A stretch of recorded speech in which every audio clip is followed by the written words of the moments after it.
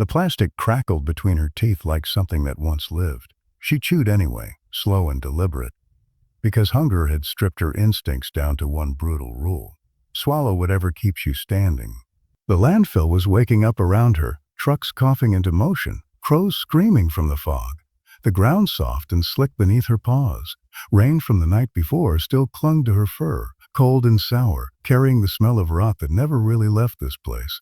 Her belly cramped hard enough to make her whimper, but the sound died in her throat before it could escape. Weak sounds attracted attention. Attention here was never kind. She stopped chewing when she heard the footsteps. Too light to be a worker, too unsure to be a scavenger. The puppy lifted her head, plastic dangling from her mouth, eyes wide and glassy with fear and confusion.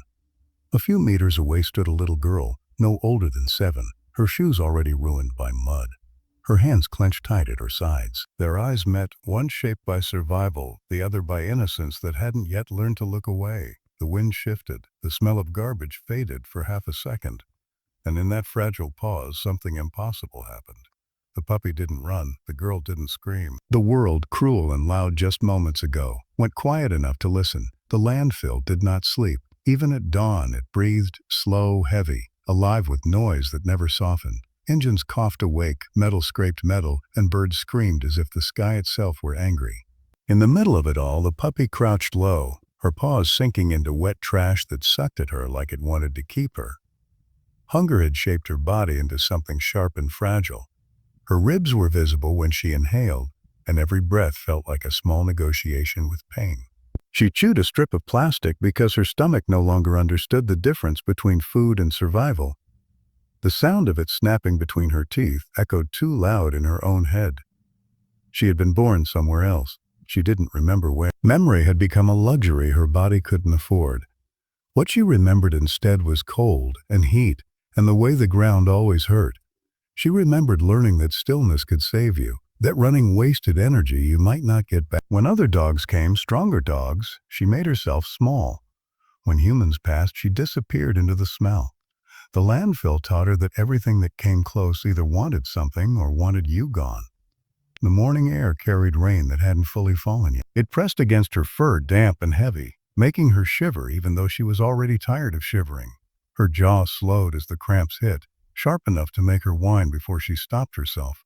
Noise was dangerous. Weakness was dangerous. She swallowed anyway, even as her body rejected the lie her mouth was telling it. That was when the sound changed. Footsteps, soft, uneven, not the heavy rhythm of workers, not the frantic scuttle of scavengers. These steps hesitated, like they were asking the ground for permission.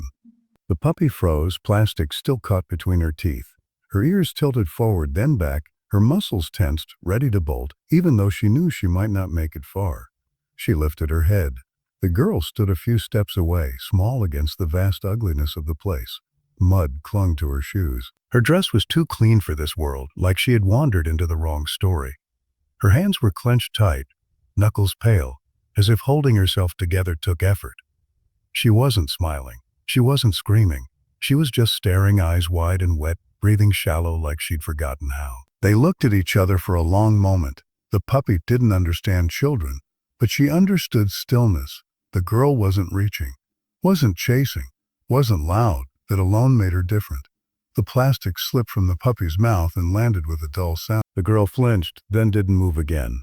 Wind passed between them, carrying the smell of garbage and rain and something softer. Soap, maybe, or home. The puppy's stomach growled, loud enough to embarrass her.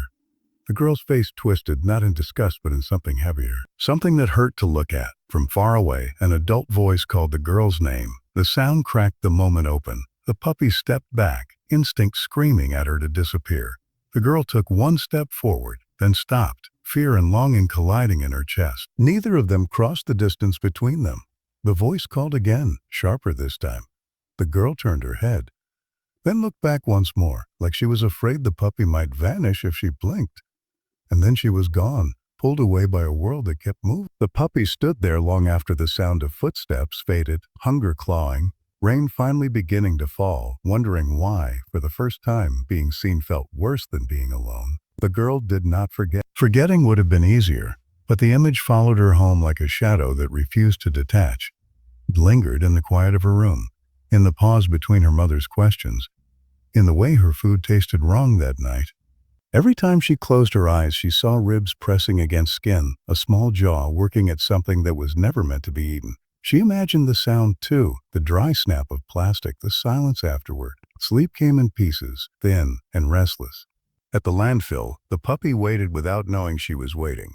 Waiting had no name in her world. There was only the next minute, the next ache, the next sound to survive. Rain soaked deeper into her fur, flattening it against her skin until she felt even smaller. The plastic made her sick now. Her stomach burned, rejecting it in waves that left her dizzy. She gagged, coughed, then staggered a few steps away, sides heaving. Birds watched from above, patient. They always were. She circled back to the spot anyway.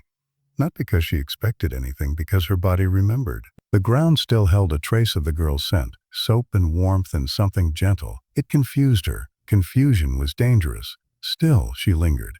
The next time the footsteps came, they were faster, determined. The puppy heard them and spun, fear flooding her limbs. She backed away, teeth bared, a growl tearing itself out of her chest before she could stop it.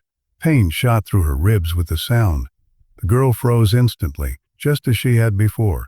She was holding something now, clutched tight in both hands like it might run away if she loosened her grip. "I won't," the girl whispered, though no one had asked her to promise. Her voice shook, thin but steady enough to try. She lowered herself slowly, knees sinking into mud without complaint. The smell of food hit the puppy hard. Real food. Her stomach clenched violently, torn between desire and terror. The girl placed the food on the ground and slid it forward, then pulled her hands back into her lap. She didn't look away. She didn't move. Her heart beat so loud she was sure the dog could hear it. Every instinct told her this was a bad idea, that she was too small, too close, too exposed. But leaving had felt worse last time. Leaving had felt like a betrayal she didn't know how to live with. The puppy crept forward one step at a time, body low, ready to run. She sniffed the food, then jerked back, gagging as her stomach cramped again. The girl sucked in a breath, tears stinging her eyes. She wanted to reach out. She didn't. When the puppy finally ate, it was desperate and messy, swallowing too fast, choking, then retching. Her legs buckled and she collapsed onto her side, sides fluttering as if she might break apart entirely. Panic surged through the girl, hot and sharp. She scrambled forward before she could stop herself, then froze again inches away, hands hovering uselessly in the air. Please," she whispered, not sure who she was begging. The puppy's eyes rolled toward her, glassy with pain. For a terrifying second, she didn't move at all. Then she coughed, shuddered, and pulled herself upright, wobbling. The girl laughed and cried at the same time, a broken sound that startled both of them. An adult voice cut through the moment like a knife. The girl's name. Loud, angry, afraid. Hands grabbed her shoulders, pulling her back. She fought it, twisting, crying out, Words spilled from her mouth too fast to make sense. The puppy flinched at the sudden noise, fear snapping tight. She ran, legs burning, vision blurring, disappearing into the maze of trash where small things learn to vanish. The girl screamed then, not in fear, but in grief. As she was dragged away, she watched the place where the puppy had been until it was just mud and rain again. And somewhere deep inside her, something settled and hardened.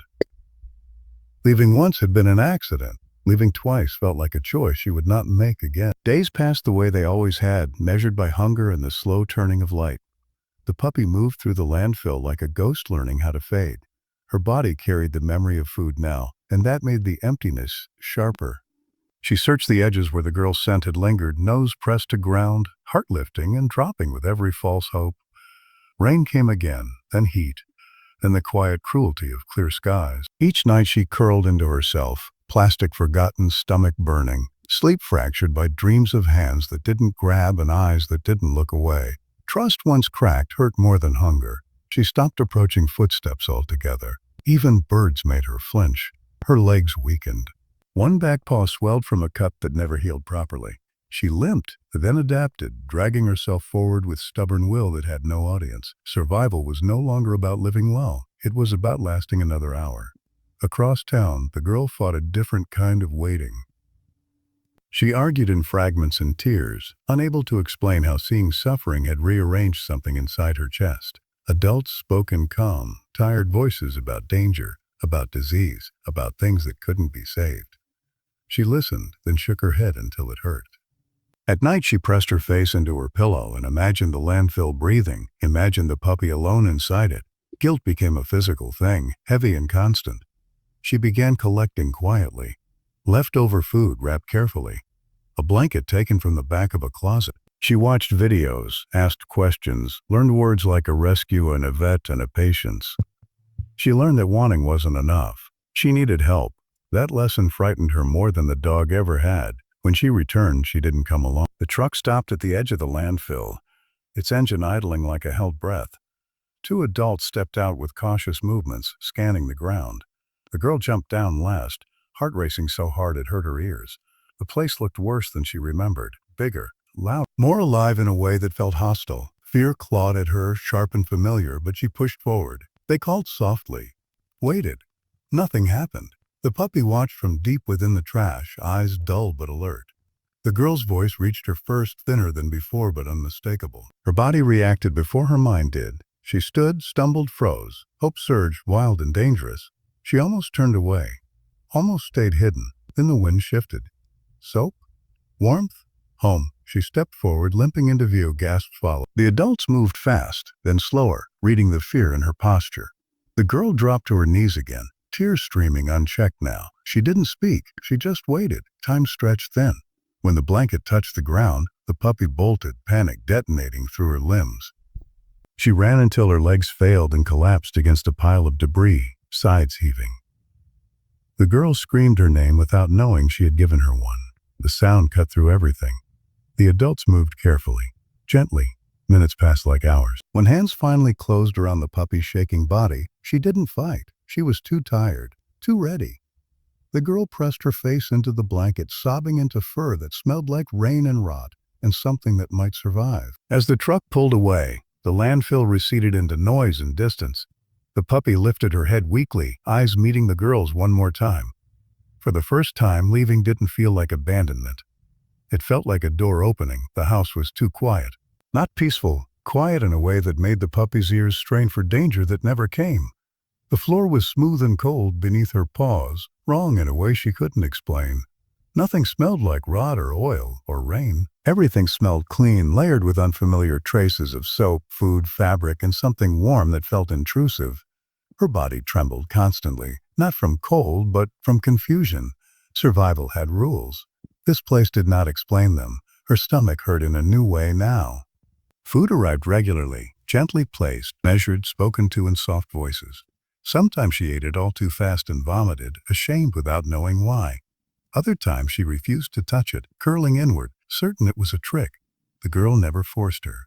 She sat on the floor instead, legs crossed, hands in her lap, breathing slow like she was teaching the room how to be calm. Nights were the hardest. The puppy slept in fragments, jolting awake at every imagined sound. Once a plastic wrapper crinkled in the kitchen, and she bolted, slamming into a wall hard enough to cry out. The sound ripped through the house. The girl ran to her and stopped short, heartbreaking at the sight of fear so raw it seemed to have edges. She sat down instead of reaching. Tears slid silently down her face. Love, she was learning, sometimes meant staying still. Days stretched. Progress came quietly. The puppy began to finish meals without panic. She allowed the girl to sit closer. One afternoon, exhausted from fighting herself, she rested her head on the girl's knee by accident. The girl froze completely, afraid that breathing might ruin it. When the puppy didn't pull away, something fragile stitched itself together inside both of them. Setbacks followed, sharp and sudden. A loud knock sent the puppy scrambling, claws skidding, eyes wild. She hid behind the couch, shaking so hard the furniture rattled. The girl lay on the floor nearby, whispering nothing, just presence until the tremors eased. Healing wasn't a straight line. It curved back on itself, doubled, stalled, and hurt. The vet visits were worse. Strange hands, bright lights, cold tables. The puppy snapped once, fear exploding out of her like a warning flare. Shame followed instantly, heavy and crushing. The girl held her gaze afterward, not angry, not disappointed. Just there, that mattered more than treats or words. Slowly the puppy learned the shape of the house, learned which sounds meant nothing, learned that night did not always bring hunger, learned that her name, soft, spoken carefully, belonged to her. The girl learned too. She learned restraint, patience, the discipline of not demanding love back. She learned that being small did not mean being powerless. One evening, rain tapped against the windows.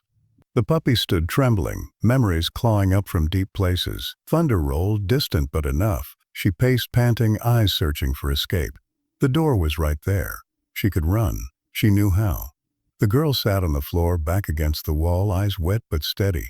She didn't block the exit. She didn't call. She just waited. The puppy hesitated. Her body leaned toward the door, then stopped. Something pulled at her chest, unfamiliar and frightening. She turned, one step at a time, and crossed the room. When she pressed her shaking body against the girl's side, the girl exhaled a sob she had been holding for days. Outside, the rain kept falling. Inside, two frightened beings learned together that staying could be braver than running. Time did not heal everything. It softened edges instead, rounded the sharpest memories until they no longer cut quite as deep. The puppy grew into her body slowly, as if she didn't fully trust it to stay. Weight returned first, then strength. Her ribs disappeared beneath fur that grew thicker, glossier, catching the light when she moved. Her eyes changed last.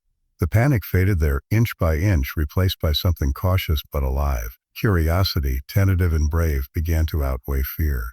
The landfill did not vanish from her. It lived in sudden noises, in the way her body stiffened at the sound of tearing plastic, in the instinct to hoard food even when the bowl was full. Some nights she still woke, shaking, breath fast and shallow, trapped in a dream where the ground swallowed her paws. Those nights, the girl came without being called. She sat on the floor, back against the bed, fingers brushing fur lightly, reminding her through presence that the dark no longer meant alone. The girl grew too, not taller in the ways adults notice first, but steadier, quieter. She stopped asking the world to explain itself and started paying attention instead. She learned how suffering hides in ordinary places. She learned that kindness is not loud, that rescue is not a single moment, but 1,000 small choices made when no one is watching. Sometimes she caught herself studying the puppy's face, searching for signs she was doing enough. The puppy, sensing this, would lean closer, grounding them both. Their walks became a ritual. Morning light spilling across sidewalks, dew clinging to grass, the world smelling new and safe. The puppy walked with her head high now, still alert but no longer braced for impact. She learned the language of birds that meant nothing, of cars that passed without threat. The girl learned to match her pace, to stop when she stopped, to trust the unspoken communication between them. One afternoon, a sudden crash echoed down the street. Metal against concrete. The puppy froze, body locking, eyes blown wide. Instinct surged, screaming, run. The old path rose up clear and familiar. For a split second, she turned away from the girl, muscles coiling. Then she stopped. She looked back at Tiggert's. The girl stood very still, fear flickering across her face before she mastered it. She didn't call out, didn't chase. She just opened her arms slightly, a quiet invitation rather than a command. The puppy chose. She crossed the distance and pressed into the girl's legs, heart hammering but steadying as the girl's hands wrapped around her. The sound faded. The world held. In that moment, something irreversible settled into place. The past no longer had the final say. Seasons turned. The landfill became a story. The girl told carefully, respectfully, never forgetting the weight of it. The puppy became a living answer to that story. Proof that what breaks can still hold, that survival does not have to be lonely forever. On a warm evening, the girl lay in the grass, watching clouds drift lazily overhead. The puppy lay beside her, head on her chest, listening to a heartbeat she now recognized as home. The air smelled like earth in summer and nothing dangerous at all. Once, she had chewed plastic to survive. Now she slept in sunlight.